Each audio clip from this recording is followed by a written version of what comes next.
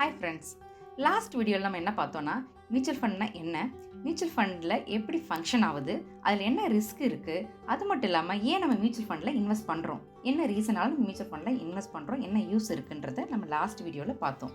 அதை பார்க்காதவங்க அதோட லிங்க்கை என்னோட டிஸ்கிரிப்ஷன் பாக்ஸில் கொடுத்துருக்கேன், நோட் பண்ணிக்கிங்க. இந்த வீடியோவில் என்ன பண்ண போகிறோன்னா எப்படி நம்ம சரியான மியூச்சுவல் ஃபண்டை தேர்வு செய்யுதுன்றதை இந்த வீடியோவில் தான் நம்ம பார்க்க போகிறோம். வாங்க பார்க்கலாம். இப்போ நீங்கள் இன்வெஸ்ட் பண்ணுறதுக்கு முன்னாடி உங்களுடைய கால அளவு, அதாவது உங்களுடைய இன்வெஸ்ட்மெண்ட் பீரியட் என்னன்றதை நீங்கள் முதல்ல சூஸ் பண்ணணும். ஃபஸ்ட்டு டெட் ஃபண்ட், அதாவது லெஸ் தென் 3 இயர்ஸாக இருந்தால் நீங்கள் டெட் ஃபண்டை நீங்கள் சூஸ் பண்ணலாம். அடுத்தது 3 to 5 இயர்ஸாக இருந்துச்சுன்னா நீங்கள் ஹைப்ரிட் மியூச்சுவல் ஃபண்டை நீங்கள் சூஸ் பண்ணலாம். அடுத்தது third one equity mutual fund, அதாவது மோர் தென் 7 இயர்ஸ் வரதுனால என்னால் இன்வெஸ்ட் பண்ண முடியும் இருந்துச்சுன்னா நீங்கள் ஈக்விட்டி மியூச்சுவல் ஃபண்ட் ஸ்கீமுக்கு நீங்கள் சூஸ் பண்ணலாம். வாங்க இதை டீட்டெயிலாக பார்க்கலாம் என்னன்றதை. ஃபஸ்ட்டு டெட் ஃபண்ட் என்ன, அது நீங்கள் குறுகிய காலத்தில் இன்வெஸ்ட் பண்ணணும்னு இருந்தீங்கன்னா நீங்கள் டெட் ஃபண்டை நீங்கள் சூஸ் பண்ணலாம். இப்போ less than 3 years, less than 5 இயர்ஸ்னால் நீங்கள் டெட் ஃபண்டை சூஸ் பண்ணுறது நல்லது. அதில் எப்படி உங்களுக்கு டெட் ஃபண்ட்னா என்ன, டெட் ஃபண்ட்னா நம்மளோட முதலீட்டை பெருக்கக்கூடிய கார்ப்பரேட் மற்றும் அரசாங்க பத்திரங்களை முதலீடு செஞ்சு நிலையான வருமானத்தை பெறும் திட்டத்துக்கு பேர் தான் டெட் ஃபண்டுன்னுவாங்க. அதாவது இது வட்டி போல், நம்ம எப்படி பேங்க்கில் டெபாசிட் பண்ணி அதிலிருந்து நம்மளுக்கு வட்டி வருது இல்லையா, அதே போல் தான் இங்கே நம்ம மியூச்சுவல் ஃபண்ட்ஸில் டெட் மியூச்சுவல் ஃபண்டை நம்ம சூஸ் பண்ணோன்னா அதில் நம்மளோட இன்வெஸ்ட் பண்ணுற வட்டி நம்மளுக்கு 3 மாதத்துக்கோ இல்லை 6 மாதத்துக்கோ நம்மளுக்கு கொடுப்பாங்க. அது மட்டும் இல்லாமல் உங்களுடைய கால அளவு பீரியட் முடிஞ்ச பிறகு நம்மளோட மொத்த பணத்தையும் நம்மளுக்கு திருப்பி கொடுத்துருவாங்க. இது நம்ம பேங்க்கில் டெபாசிட் பண்ணுறது போல தான்.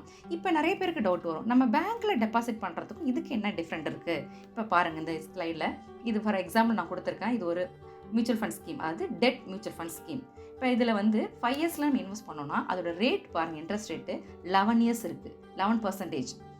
அடுத்ததை பார்த்தோன்னா 8.95% இருக்குது. இதே நீங்கள் பேங்க்கில் டெபாசிட் பண்ணோன்னா உங்களுக்கு பர்சன்டேஜ் பாருங்கள், 7% இல்லைனா 6.5% தான் உங்களுக்கு கிடைக்குது. ஸோ அதனால் நம்ம பேங்க்கை விட இதில் நம்மளுக்கு வட்டி ஜாஸ்தியாக கிடைக்குது, அதாவது டெட் மியூச்சுவல் ஃபண்ட்ஸில். அடுத்தது நெக்ஸ்ட் பார்த்தோன்னா 3 to 5 இயர்ஸ். அடுத்தது 3 to 5 இயர்ஸ் நீங்கள் இன்வெஸ்ட் பண்ண ரெடியாக இருந்தீங்கன்னா ஹைப்ரிட் மியூச்சுவல் ஃபண்டை சூஸ் பண்ணுறது பெஸ்ட்டு. இப்போ ஹைப்ரிட் மியூச்சுவல் ஃபண்டை சூஸ் பண்ணோன்னா அதில் நீங்கள் பண்ணுற இன்வெஸ்ட்மெண்ட்டை எதில் இன்வெஸ்ட் பண்ணுவாங்கன்னா ஈக்விட்டிலையும் டெட்லையும் இன்வெஸ்ட் பண்ணுவாங்க. ஆல்ரெடி டெட்னா என்னன்னு உங்களுக்கு கிளியராக சொல்லிட்டேன். அடுத்தது ஈக்விட்டின்றதை நான் உங்களுக்கு எக்ஸ்பிளைன் பண்ணுறேன். அது ஈக்விட்டினா ஷேர் மார்க்கெட்டில் இன்வெஸ்ட் பண்ணுவாங்க. இப்போ ஃபார் எக்ஸாம்பிள் எடுத்துட்டோன்னா HDFC balance advantage fund growth, இது ஒரு ஹைப்ரிட் மியூச்சுவல் ஃபண்ட் ஸ்கீம். இந்த ஸ்கீமில் நீங்கள் இன்வெஸ்ட் பண்ணிங்கன்னா உங்கள் அமௌண்ட்லேருந்து 56% எடுத்து எதில் இன்வெஸ்ட் பண்ணுவாங்கன்னா ஈக்விட்டி ஷேர்ஸில், அதாவது ஈக்விட்டி ஷேராக இன்வெஸ்ட் பண்ணுவாங்க. மீதி உள்ள 28% நீங்கள் அவங்க பாண்டில், அதாவது டெட்டில் இன்வெஸ்ட் பண்ணுவாங்க. இப்போ உங்களுக்கு எப்படி இன்கம் கிடைக்கும்னா, இப்போ ஷேர் மார்க்கெட்லேருந்து 58.6% ஷேர் மார்க்கெட்டில் இருந்தும் 28% உங்களுக்கு டெட்லேருந்து இன்ட்ரெஸ்ட்டாகவும் உங்களுக்கு இன்கம் கிடைக்கும். இந்த ஈக்விட்டி ஷேர்ன்றது மார்க்கெட் ரேட்டுக்கு ஏற்ற மாதிரி உங்களுக்கு இன்கம் சேஞ்ச் ஆகும். அடுத்தது பார்த்தோன்னா இப்போ மோர் தென் 7 இயர்ஸ். இப்போ மோர் தென் 7 இயர்ஸ் நீங்கள் இன்வெஸ்ட் பண்ண ரெடியாக இருந்தீங்கன்னா ஈக்விட்டி மியூச்சுவல் ஃபண்ட் ஸ்கீமை சூஸ் பண்ணலாம். இதில் எப்படி இன்வெஸ்ட் பண்ணுவாங்கன்னு பார்த்தோன்னா large cap, mid cap and small cap, இந்த 3த்துலேயும் அவங்க இன்வெஸ்ட் பண்ணுவாங்க. அதாவது ஷேர் மார்க்கெட்டோட போய் அவங்க இன்வெஸ்ட் பண்ணுவாங்க. இப்போ வாங்க பார்க்கலாம், என்ன லார்ஜ் கேப்னா என்ன, மிட் கேப்னா என்ன, ஸ்மால் கேப் என்னன்றதை நம்ம தெரிஞ்சுப்போம். அதாவது இன்வெஸ்ட் பண்ணுறதுக்கு முன்னாடி இதெல்லாம் தெரிஞ்சுட்டு நீங்கள் இன்வெஸ்ட் பண்ணிங்கன்னா ரொம்ப நல்லது. இப்போ பாம்பே ஸ்டாக் எக்ஸ்சேஞ்சில் பார்த்தோன்னா 5000 லிஸ்டட் கம்பெனிஸ் இருக்கும், 5000 பப்ளிக்லி லிஸ்டட் கம்பெனிஸ் இருக்குது. அதில் எப்படி அந்த கம்பெனிஸை small cap, mid cap, large கேப்புன்ற எப்படி அவங்க டிவைட் பண்ணுறாங்கன்றதையும் நம்ம தெரிஞ்சுக்கலாம். எதை பேஸ் பண்ணி அவங்க பிரிக்கிறாங்கன்னா ஒரு அந்த கம்பெனியோட மார்க்கெட் கேபிட்டலைசேஷன், அதாவது சந்தை மூலதனம். இதை எப்படி அவங்க மார்க்கெட் கேபிட்டலைசேஷன், ஒவ்வொரு கம்பெனியோட மார்க்கெட் கேபிட்டலைசேஷன் கால்குலேட் பண்ணுறாங்கிறதையும் உங்களுக்கு நான் சொல்கிறேன். இப்போ ஒரு நிறுவனம் இப்போ இருக்குது இல்லையா, ஒரு நிறுவனம் 1 லட்சம் பங்குகளை வச்சுருந்துருக்குன்னு வச்சுங்க. இப்போ ஷேர் மார்க்கெட்டில் 1 லட்சம் பங்கு வச்சுருக்கு அந்த கம்பெனி. அந்த பங்கில் ஒரு பங்குன்னு விலை ஷேரோட விலை ₹200 அன்னைய ரேட்டுக்கு அந்த டே ரேட் ₹200க்கு அவங்களுக்கு இருக்குது. அப்போனா சந்தை மூலதனம் எப்படி மார்க்கெட் கேபிட்டலைசேஷன் கால்குலேட் பண்ணால் 1 லட்சம் பங்குகள் மல்டிப்ளை பண்ணி ₹200 மல்டிப்ளை பண்ணோன்னா 2 கோடி வருது. ஸோ அப்போனா அந்த கம்பெனியோட சந்தை மூலதனம் என்னன்னு சொல்லுவோம், 2 கோடி. ஸோ இப்படி ஒவ்வொரு கம்பெனியோட மார்க்கெட் கேபிட்டலைசேஷன், அதாவது சந்தை மூலதனத்தை பேஸ் பண்ணி தான் small cap, mid cap and large கேப்புன்னு டிவைட் பண்ணுறாங்க. இப்போ பாருங்கள் எப்படி டிவைட் பண்ணுறாங்கன்னா, இப்போ லார்ஜ் கேப்னு எடுத்துட்டோம்னா அதோட கம்பெனி வந்து டாப் 100 கம்பெனிஸ் வந்து லார்ஜ் கேப்னுவாங்க. அதாவது மார்க்கெட் கேபிட்டலைசேஷன் வந்து மோர் தென் ₹20,000 crore இருக்கணுமா. அது இருக்கிற கம்பெனி எல்லாத்தையும் லார்ஜ் கேப்னுவாங்க.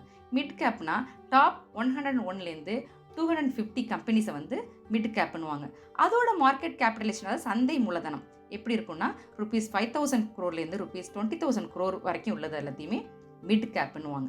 அடுத்தது ஸ்மால் கேப். அது கீழே அதாவது மார்க்கெட் கேப் ரேஞ்ச் வந்து அதாவது சந்தை மூலதனம் வந்து பிலோ ₹5,000 crore கீழே இருக்கிறது எல்லாத்தையுமே ஸ்மால் கேப்னுவாங்க. இதில் தான் அவங்க ஈக்விட்டி ஷேர்ஸை இன்வெஸ்ட் பண்ணுவாங்க. அடுத்தது பார்த்தோன்னா ரிஸ்க். இப்போ ரிஸ்க் எடுத்துட்டோன்னா இப்போ ஸ்மால் கேப்னு எடுத்துட்டோன்னா அதில் ரிஸ்க் எப்படி இருக்குன்னா ஹை ரிஸ்க் வந்து ஹையாக தான் இருக்கும். அடுத்தது இதே மீடியம் கேப்பாக இருந்ததுன்னா ரிஸ்க் வந்து அதை விட கொஞ்சம் குறைவாக இருக்கும். அடுத்தது லார்ஜ் கேப் எடுத்தோன்னா வெரி லெஸ் ரிஸ்க். ஸோ அதனால் லார்ஜ் கேப்பை சூஸ் பண்ணுறது ரொம்ப என்றைக்குமே நல்லது. இப்போ வாங்க உங்கள் முதலீட்டு காலத்தை எப்படி தேர்வு செய்யணும்.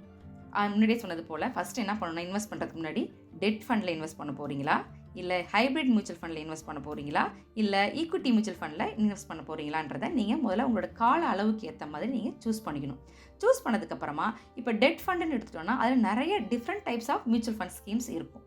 அதே போல் ஹைப்ரிட் மியூச்சுவல் ஃபண்ட்லேயும் different type of hybrid mutual fund schemes இருக்கும். அதே போல் தான் ஈக்விட்டி மியூச்சுவல் ஃபண்ட் ஸ்கீம்லேயும் நிறைய different types of mutual fund schemes இருக்கும். நீங்கள் இதெல்லாம் மூணுத்தில் ஏதாவது ஒன்று சூஸ் பண்ணிங்கன்னா இல்லை ரெண்டும் சூஸ் பண்ணலாம், இல்லை மூணுத்தில் கூட நீங்கள் இன்வெஸ்ட் பண்ணலாம். அது உங்களுடைய உங்களுடைய விருப்பப்படி நீங்கள் இன்வெஸ்ட் பண்ணலாம். இப்போ இதில் ஒவ்வொன்றுத்துலேயும் நிறைய மியூச்சுவல் ஃபண்ட் ஸ்கீம்ஸ் இருக்கு இல்லையா, அந்த ஸ்கீம் எந்த ஸ்கீம் வந்து உங்களுக்கு நல்ல ரிட்டர்ன் கொடுக்குன்றதை நான் வந்து நெக்ஸ்ட் வீடியோவில் உங்களுக்கு கிளியராக சொல்கிறேன். அது எப்படி உங்களுக்கு சொல்ல போகிறேன்னா moneycontrol.com அண்ட் morningstar.in 2 வெப்சைட் இருக்குது. இந்த 2 வெப்சைட் மூலமாக நீங்கள் எந்த ஸ்கீமை நீங்கள் சூஸ் பண்ணால் உங்களுக்கு நல்ல ரிட்டர்ன் கிடைக்கும், எதை நீங்கள் சூஸ் பண்ணக்கூடாதுன்றதை உங்களுக்கு கிளியராக ஸ்டெப் பை ஸ்டெப்பாக உங்களுக்கு இந்த வெப்சைட் மூலமாக உங்களுக்கு நான் சொல்கிறேன். அதுக்கப்புறமா நீங்கள் எந்த ஸ்கீமை சூஸ் பண்ணலான்றதை நீங்கள் டிசைட் பண்ணுங்கள்.